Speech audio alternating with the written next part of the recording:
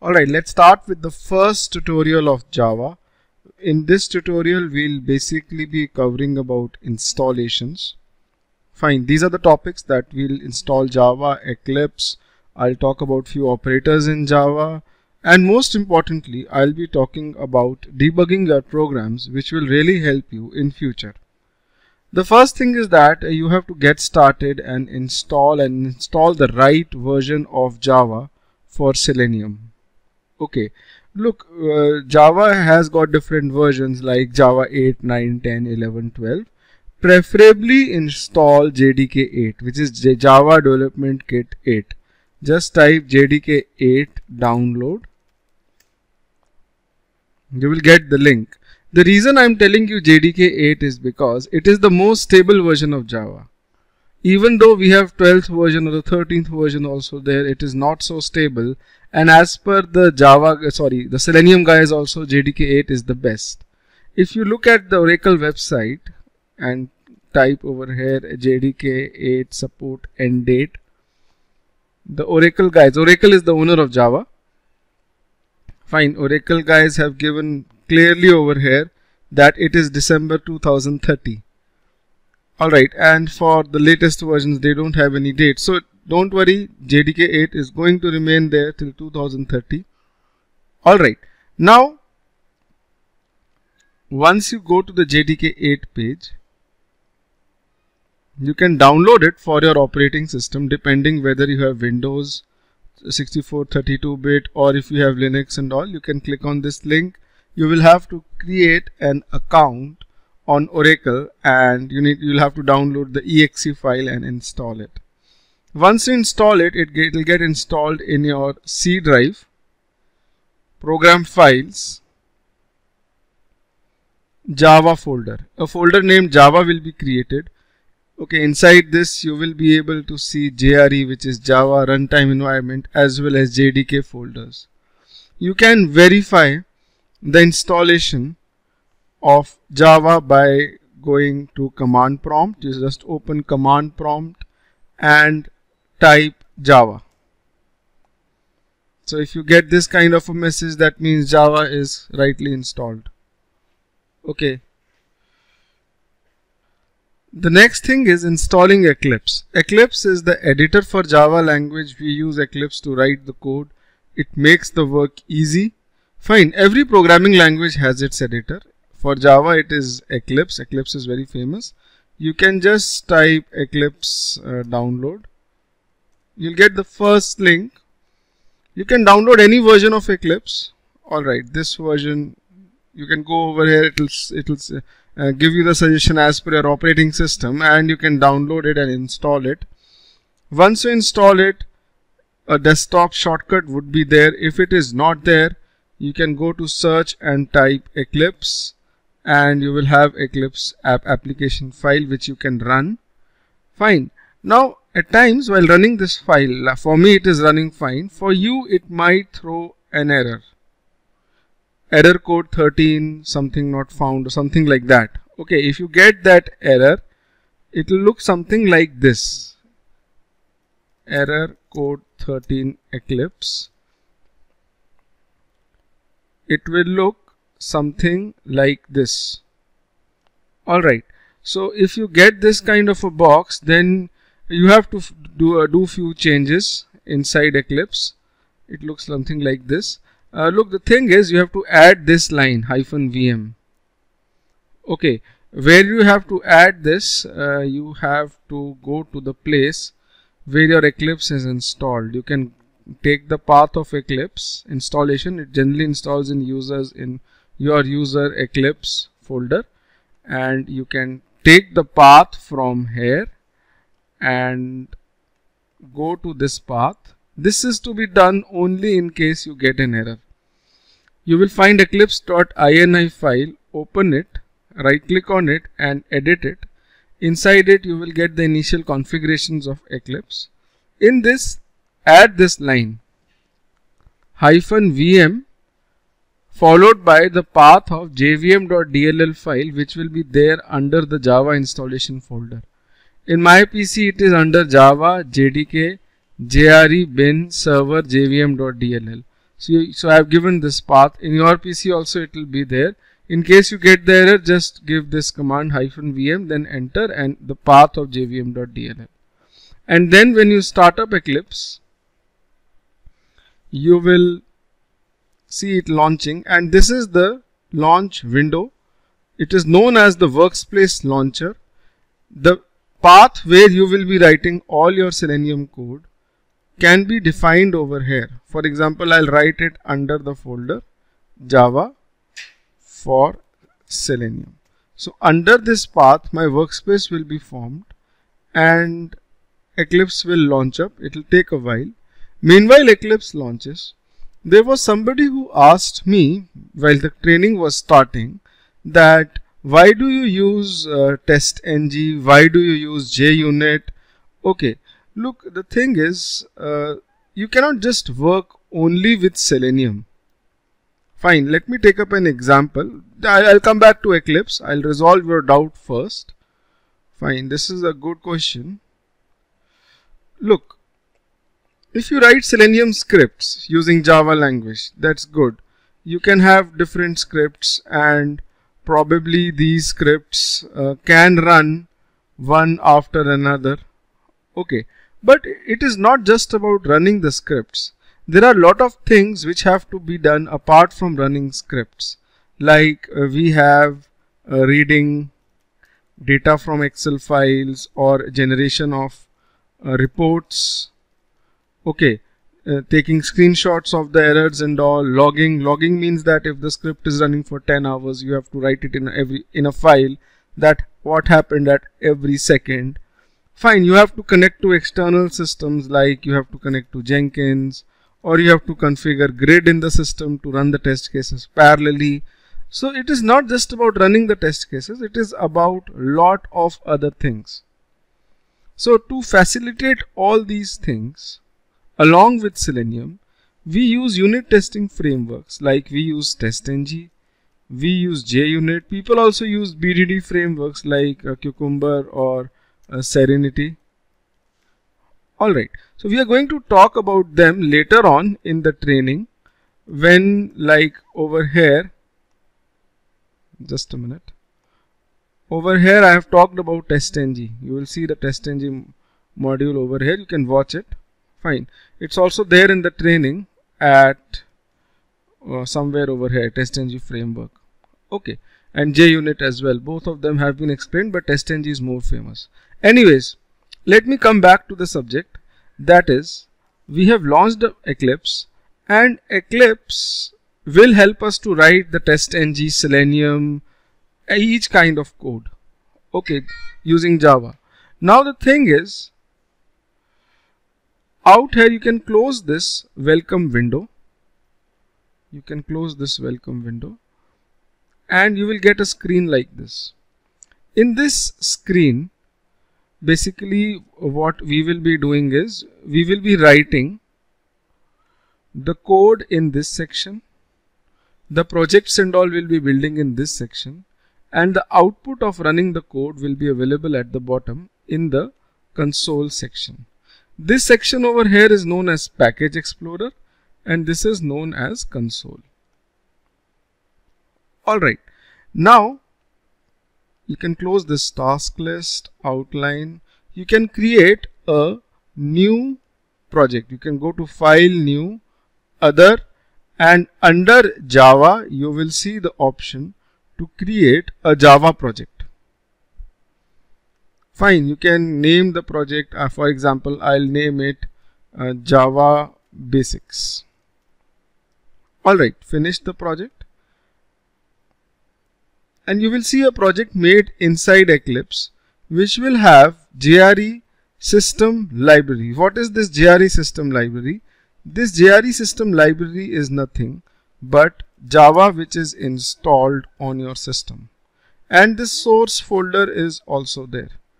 Okay, so you have got two things under your Eclipse project: JRE system library, which is Java, and the source folder. Source folder will help us in a way that we can keep all our code and files and all whatever it is we make in a project, we'll keep everything inside the source folder. Fine. If you right click on the project, you will get lot of options. We'll see these options one by one. The last option available would be the properties option. Okay, if you open this, you will be able to see a few options on the left side. Go to the resource. Over here you will see the location of the project on the hard drive. It is the same project location, under the same project location which I had created during launching of Eclipse, that is the workspace path. Fine. If I open this, you click on this arrow, this location will be open and you will be seeing lot of files and folders over here, out of which you will be only able to relate the source folder which is visible inside Eclipse. Okay, there are other folders as well and files. For example, this file .project. .project file means that this project is an Eclipse project. Alright, there are other files and folders. I'll talk about that later on. If I delete this .project file, then this project will not open in Eclipse. Alright, now out here, this is my project which I have created inside Eclipse. I can also import projects made by other people into Eclipse. For example, these are all the modules later on in the training. When you will download the code after logging into your account, fine, you will have to import the projects which I made into this workspace. You can create multiple projects in the workspace and you can import others projects as well. So to import the projects which I have made inside your Eclipse, you can go to File, Import option and go to General, expand it, click on Existing Projects into Workspace and click on Next and browse for the project which you want to import. But that project should be having the .project file. Okay, for example, I want to import say this particular project over here. Hold on, say hybrid framework. Okay, this project has not got, okay, yeah, this project over here. If I look at it, this project, I open up hybrid framework, this will have a .project file inside it. So I can simply select the folder and click on Finish and this project will be imported inside Eclipse. So generally people have a doubt that, fine Ashish, you made few projects, I'm able to download, how do I bring them in my Eclipse? You can bring somebody else's projects like this. It's showing some errors, ignore that. Okay, now if you want to remove it, you can click on Delete and you can remove it. Don't click on this checkbox, Delete project contents, so it will only be deleted from your workspace. Alright, now the Java Basics project. This is the source folder. If you right click on the source folder, you can create your first Java file by right clicking, going to New Class. Alright, and you can name the class like, say, starting with Java. One thing, the name of the class should not start with a number. Okay, it should be like plain alphabets, or it can be alphanumeric, but the numbers can be in between or in the end, not in the beginning. Okay, you click on this checkbox, public static void main. What is this? I'll talk about that later on. You click on Finish and you will get an editor like this. Now just hold on, I'll increase the font size so that it's visible to everybody.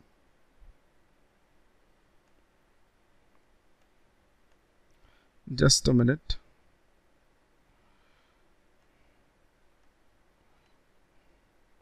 Alright, now the thing is, this is public class starting Java. What is public, what is static, void, and all different things? You might not be knowing about these. As we proceed with the course, we start studying object-oriented programming, things will be clear to you. Right now, you will have to accept few things. Few things like class has a scope. This is the starting bracket of the class, ending bracket. Whatever code or functions which we make will be made inside these brackets, not outside. The name of the class has to be same as name of the file. If I give a different name over here, Eclipse will start throwing me an error. This is the best part about Eclipse. If you do some error or if you make some error, it will certainly tell you that you are wrong somewhere. And if you move the mouse over the error, it will give you the resolutions as well. Basically, two resolutions over here mean that either rename the Java file or rename this particular word. Okay, I can select the second one, rename type to. So this is renamed. In case you just want to rename the file, you can click on the file, hit the F2 button of the keyboard. With F2, you can rename the file as well. Alright, now the command to print anything in Java is system.out.println. The shortcut is SYSO and you hit the control and space bar of your keyboard.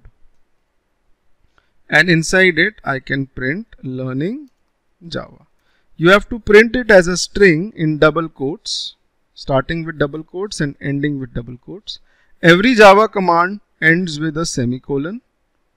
Okay, when you run this, it will print learning Java.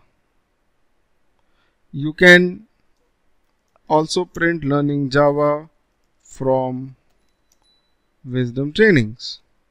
So what it will do is that it will print learning Java in one line, in the other line from Wisdom Trainings. System.out.println, what it does is that it prints the line, okay, and it moves the cursor to the new line. If you look at the output over here in console, see the cursor is blinking. You see that the cursor is blinking, that means the control has been shifted to the new line by Eclipse in console. Alright, if you don't want to make the content move to the next line after printing, not before, after printing, you can write the command system.out.println and practicing. So instead of print ln, you can write only print. So what print will do is that it will make the cursor stay on the same line. So what will happen is that if I print something after this, even if I am using print ln, right, and print I am good. So what will happen is that I am good will be printed in the same line. Okay, but the cursor will move to the next line because it is print ln. So print, what it does, it prints the command, but it keeps the cursor on the same line, and print ln, it prints and moves the cursor to the next line. So whatever you write comes on the next line. In Java, you have to give double quotes when you are printing string literals. If you are printing numbers, then you can give them as string, or you can directly write over here as well. For numbers, there is no need to actually, give in strings, but I cannot put the normal letters in without double quotes. You will start getting error. Okay, right. Now once this is done, you have understood system.out.println. You need to understand few concepts or features of Eclipse. Sometimes as beginners, what happens is that you close the console by mistake, or you close the package explorer by mistake. Fine. And you really don't know from where these things will come back, and you start googling, and this troubles you as a beginner. You can bring them back from Windows, Show View, console. So console will come back, and Windows show view package explorer. This package explorer will come back. Now there are two ways to run the Java file. One is with this small run icon. You can click on it, it will run. The other one is you can right click on the file and you can say run as Java application. You have to right click on the file, not the project. Okay, so that particular file will be executed. You can make multiple Java files as well, right? For example, I'll make a new class known as, say, let's study about data types, say, with the main function. Look, whatever code you write, it has to be written inside the main function. Every programming language has the main function. The control, by default, it comes inside the main function.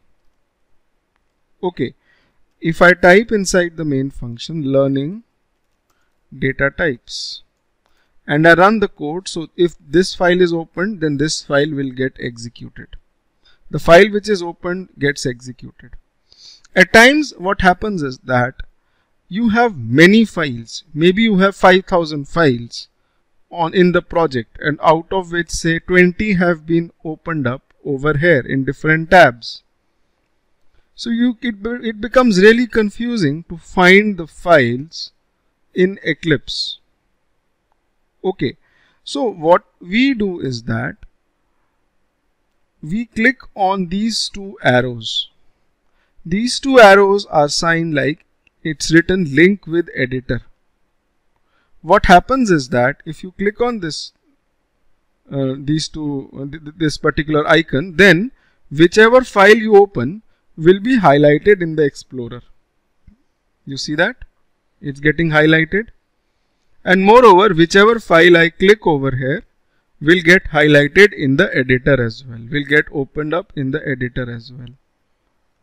Alright, so this is a very good icon. Please let it remain clicked. Fine. Now,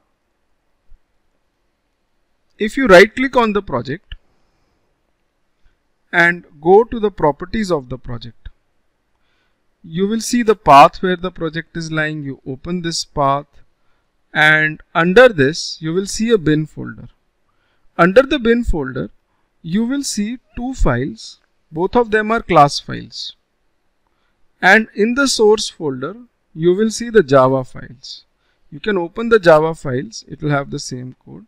Look, when Java compiles the programs, it converts these programs into class files. If you open this class file, you will not be able to understand anything. This class file has the advantage that it is platform independent. You can make this class file in Windows, and probably after making these class files, you can take them to any operating system. Not just, it's not working. Anyways, not just Windows, you can take it to Mac, Linux, any operating system. These class files can be executed. This is the reason why Java with Selenium is famous, because these class files are platform independent. You can make and deploy them on different operating systems. Tomorrow, you will not be running your scripts when you are into Selenium, when you are hard coding, when you are a hardcore Selenium tester. You don't run your scripts using Eclipse. Generally, what you have is, you have a Unix shell, a server, Unix shell server, through which you want to run the scripts. Okay, so you don't have user interface like Eclipse over there to run. So what we do, we deploy the class files over there, and using a tool known as Maven, which we will be studying later on over here. Hold on, I'll tell you. Yeah, this is the tool, Apache Maven. Using the tool Apache Maven, we run the class files on Unix shell. Or, for example, generally on shell we have the grid configured as well. Okay, so in grid what happens is that you have a you have a centralized machine and other machines are connected to this centralized machine, right? Your scripts are actually kept on the centralized machine, and the centralized machine sends the scripts to be executed on other machines. So scripts can run parallelly across a network of computers, right? And though that network is controlled by the central machine known as hub, and these are known as nodes. So you can speed up your execution time. All right. If suppose you have 10,000 scripts and you distribute them across 10 systems, obviously the execution time reduces. So the hub server is generally, I've seen it's Unix based or Linux based. So you keep these class files over there, you deploy the class files over there, and you execute the project. Okay. Now anyways, I don't want to confuse you much, don't go inside grid that much, but I'm just telling you that make once in one operating system and run in any operating system. That is the reason we choose Java. And you know, if you focus more on Java, if you focus more on Java commands, believe me, you will find Selenium easy. The problem is people come to us for training. They don't focus on Java. They think that fine, I know Java. I know everything in Java. But the problem is 80% of such people, they don't know Java properly. They just have 50% knowledge. And partial knowledge is more dangerous. Okay, so please concentrate on Java. Maybe you don't know things and you might learn new things even if you continue watching the videos. Okay, anyways, moving further, out here, let's talk about data types. There are different data types in Java like any other programming language. One of the famous data types everybody must be knowing, it is integer. If I write int I equals to 100, then technically in the memory, a memory space is allocated. That memory space is known as I, and inside it 100 is stored. Alright, I can change the value of this variable in the next line to 200. So in the memory, this 100 would go away and 200 would be written. Most of you must be knowing about it. Now, the thing is, if I have to print the value of this variable, then you can write system.out.println the variable value I.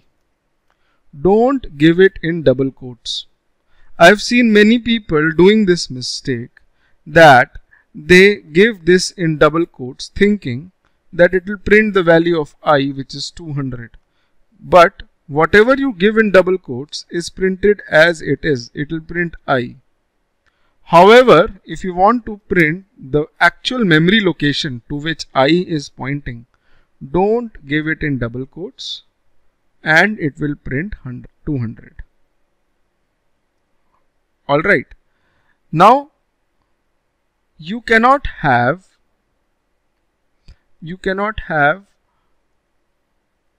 the declaration again. I cannot create int I equals to 300 again. Alright, once the variable name has been finalized, you cannot declare it as an integer or any other data type, which we'll see in some time. Okay, you cannot do that. Now you must be wondering that some of the words over here are in reddish maroon color. Okay, these are known as reserved keywords in Java. Reserved keywords, what do they mean? It means that they are part of Java language. Alright, you cannot have a variable with these names. For example, there is a reserved keyword known as void. I cannot declare a variable like this, int void equals to 400. It will give me an error that void word is reserved in Java. Please name it something else. I put a X in front of it, I can rename it, no error will come up. Okay, so these are reserved keywords. Now, There are other data types as well for storing numbers. These are known as byte, short, integer and long. Now what are these? All of these can store numbers, but they differ in sizes. If you go to Google and just type over here int, short, byte, ranges in Java, fine, you will get the range. Byte has a range from -128 to 127, which means maximum you can store 127. If you store 128, it will give you an error. Alright, the longest one is long, which can store such a big number as well. Integer is one lesser than long. Okay, then there comes short, which is approximately 32,000. But believe me, in Selenium you will only use this 99% of the times. Double slash is a comment in Java. If you write double slash and write anything after that, it won't be actually considered. If you want to comment multiple lines, then you can put a slash, star and star slash. So whatever lines come between these two symbols, they will be commented. So generally, instead of, you have to comment 4 lines, say, instead of writing double slash in front of all 4, I can keep slash star symbol, okay, and comment all of these. Alright, so I hope you are understanding what these are. Now if you have to store decimals, if I write int I equals to 100.5, I'll get an error. In integers, you cannot store decimals. For storing decimals in Java, you have got double. You can write double D equals to 300.6. Okay, you can print the value of double, and this will actually print 300.6. You can store a number without decimal in double as well. See, I am only storing 300. And when you run this, it will print 300.0 automatically. Alright, there is also a data type known as float. This is also for decimals, but you have to put F in front of it.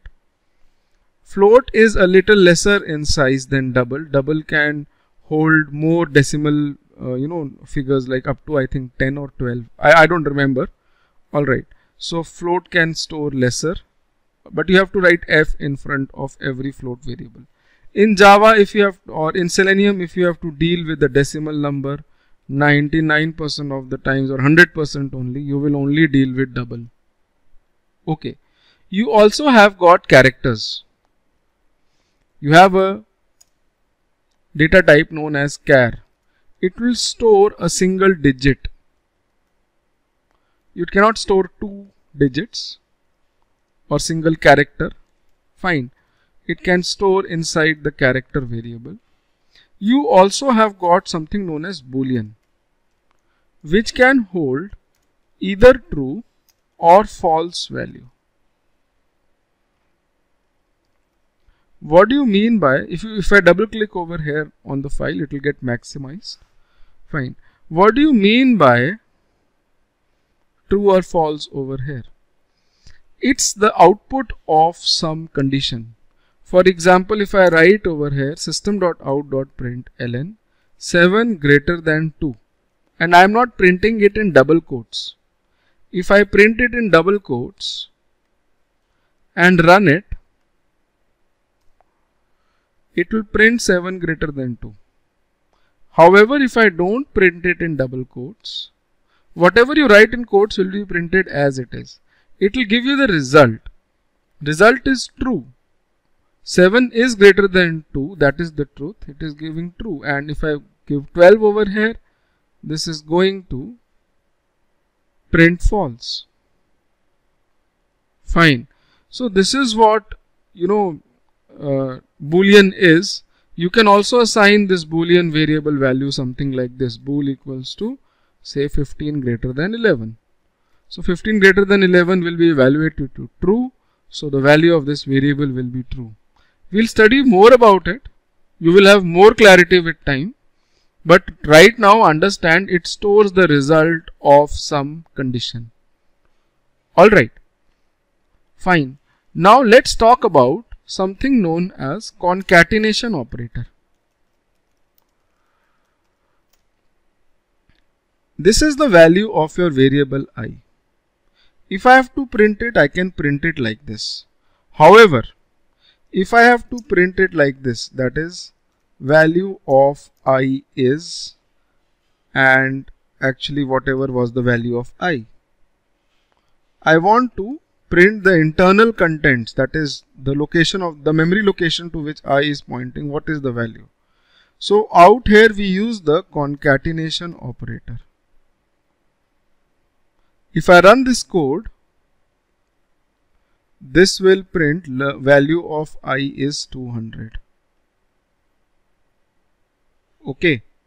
So plus sign is the concatenation operator. It can combine the string with a variable, not just integer. You can have the float or the double D as well printed. Okay, anything can be printed. Alright, now if I write 10 added to I want to print the output if I add 10 to I. So I write I plus 10. So when you run this, it should print 210, but it prints 200 and it concatenates 10 to it. However, if I print I plus 10, it prints 210. It is adding over here, but over here it is actually concatenating 200 with 10. The reason for this is the operation starts from the left side. First, it finds a string. With the string, it finds that, okay, I have to add something inside the string. It adds I inside the string. This whole highlighted part becomes a string. And inside that string, it adds 10. Okay. However, over here, when it starts from the left side, it finds I. Okay, I is an integer 200 plus 10. It adds 10 to the integer 200. Okay. If I would have written over here, I plus 10 plus is the result of addition. Then when operating from the left to the right side, it would have added 10 to the value of I and then concatenated itself with the string. So you have to be a little careful with the concatenation operator. If you want to write 10 added to this to I is this result, then you can probably give this addition in a bracket. Alright, if you give in a bracket, it is proceeded with everything. First, the bracket stuff is executed and it's printing this. So when this line is executed, first this part is executed, then operation from left to right is started. Okay, so this is concatenation operator plus, and you have to understand it in a broader way, but it's okay. In the beginning this is fine. Now there is something known as string as well. There is a string class which can store strings. It is not a primitive data type. It is an internal class in Java. Okay, the color is not maroonish red. Okay, it's a internal class, and you can define the value of this variable and work it normally like a normal variable. You can print it as well. In the next module, we'll see more string operations, cutting the string, traversing the string, more string operations we will see. Alright, now one thing which I really want to cover and which is very important is debugging. Suppose you have a big project, which we are obviously, in coming time we are going to make. But while building the project, you encounter some error, some failure, something where you don't want to be in, and you really don't know what is happening with the code. Alright, you are able to figure out that fine, maybe let's say something after line number 14 is wrong. But you are not able to figure out correctly that what exactly is wrong. Over there, debugging helps us a lot in Java. In debugging, the first step is you can create breakpoints. I will double click in front of line number 12. It will present a blue mark. This blue mark is known as a breakpoint. And I am going to click on this debug icon on the top, debug data types. And what will happen is that the control will stop on line number 12. Hold on, I'm sorry. First you'll have to click on the switch perspective button. The perspective of Eclipse will change. Alright. And you will see that it has printed learning data types. This line is executed, but it is not printing I. The control or the program is stuck on this green line. It is stopped on this green line. You can hit F6 of your keyboard and execute this line. With F6, you can execute every line at a time, and you will see the output coming up in the console as well. With F6, you can run the code line by line, and the good point is on the right side under the variables section, you will see the variables, whatever variables you had created, what are the values. Like I had I, the value of I is 200. I can even change this value. I can change it to 5000. Okay, and run it with F6, and the value of I will be printed as 5000. So at runtime you can monitor the variable values, you can modify them, and you can check the status of every line by running them one by one. Okay, if I hit F8 of the keyboard, hitting F8 runs the program normally and ends it. Okay, so when you are debugging, F5 will run the program line by line, and F8 will run the program normally. So F5 is line by line execution and F8 is normal execution. You can put multiple breakpoints as well, and rather in the programs we put multiple breakpoints. Like I will put a breakpoint on line number 25 and 14. If you have to remove the breakpoint, you can double click again, it will remove, or you can go to the breakpoints over here and manage breakpoints from here. You can remove them from here. Now you have two breakpoints, one on line number 14 and one on 25. When I run in the debug mode, you will see the program stops on this line. Using F6, I can run it line by line, monitor everything. Using F8, I can run it normally, but it will stop on the next breakpoint. Okay. Now, if something had gone wrong between these two breakpoints, then program would have terminated very abruptly. We would have got the errors and all, which we will see later on. But you will at least come to know that there is something wrong between 14 and 25. Okay, and then again by running the code, hitting F6 line by line, you can actually find out where stuff is going wrong. Alright, so this is what debugging is. It is very important. Don't consider this to be a small thing. Remember that you can debug any point of time. Whenever you are stuck, okay, you can debug and find the errors. Look guys, I'll tell you the truth. The truth is, I cannot teach you this tool. Only you have to sit down, burn the midnight oil, and only you can learn this tool yourself. People get the training from us, alright, and then they think that fine, in 20 days they will be ready. It's never going to happen like that.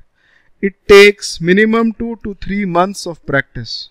And believe me, if you are writing your own code, if you are coding, it's not that you will be able to do it perfectly. You will always get errors. Always. Even I get errors. But where the catch lies in overcoming the errors. You have to develop the skill to overcome the errors. And overcoming of errors is nothing but searching on Google. If you are writing Selenium script, if you are writing Java code, if you get an error, search on Google. There will be people discussing the same error. I am 100% sure. That's how I also have learned Selenium. Look, you are here to learn Selenium, you are here to learn Java. But it's not actually learning Java and Selenium, it is actually overcoming the errors which you will get during the learning process. And if you get self-sufficient in resolving the errors, that is the biggest thing. We have a support forum. You can log in into your account. You can post the questions in the forum. But before posting them in the forum, just ask yourself that am I doing the right thing? Should I search it myself? Try to resolve it myself. That's what I always encourage people. Alright. Now, one thing more guys, once you have watched this video, log in into your account and you will see exercises module. Please solve those exercises. Those are very important. That will give you a better, clear understanding. Fine. Now moving ahead, this is debug perspective. You know, you don't see the package explorer over here and the old window is gone. Alright, you need to move to the Java perspective. You can click on this icon over here, open perspective, and click on Java. So you will get the old Java perspective which we were having. If you want to move back to debug perspective, you can click on debug, it will bring the debug perspective.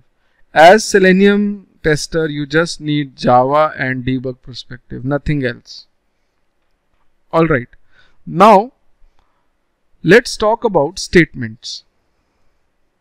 Alright, there are if statements and all. Just a minute. I'll create a new class known as statements. Now every programming language has got statements, like we have if statements and all. Alright, these are used for comparison. If I write if true system.out.println print something. If, most of you must be knowing, is for comparison. Okay, there has to be some comparison inside the if statement. The value should evaluate to true or false. If I just write true over here, it will print something, and if I write false, it won't print anything. Okay, rather it can go in the else block, that if this thing is not true, you can print something else. I can write. So when you run this program, it prints something else. So over here, instead of hard coding true or false, you can give a boolean type result. That is, if 6 is greater than 1, you can print that fine. It prints something. Or you can have two variables. You can have a variable like int a equals to 100 and int b equals to 200, and you want to check which one is bigger or both of them are equal. So you can write over here, if a is greater than b, print that, say a is greatest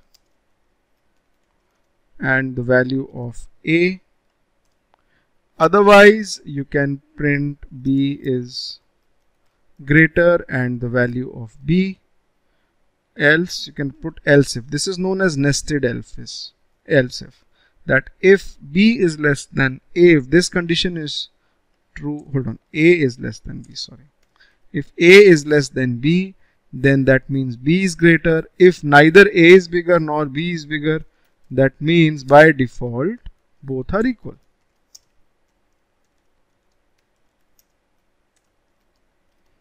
Okay. So when you run this code, it prints obviously b is greater. If I make both of them equal, it will print both of them are equal. Alright, so this is if statement. We will be using it a lot. Obviously, you must have worked upon if statements before as well. Do practice this module. Do watch the exercises in the end. Fine. And yes, don't forget debugging. Debugging is really important. Alright.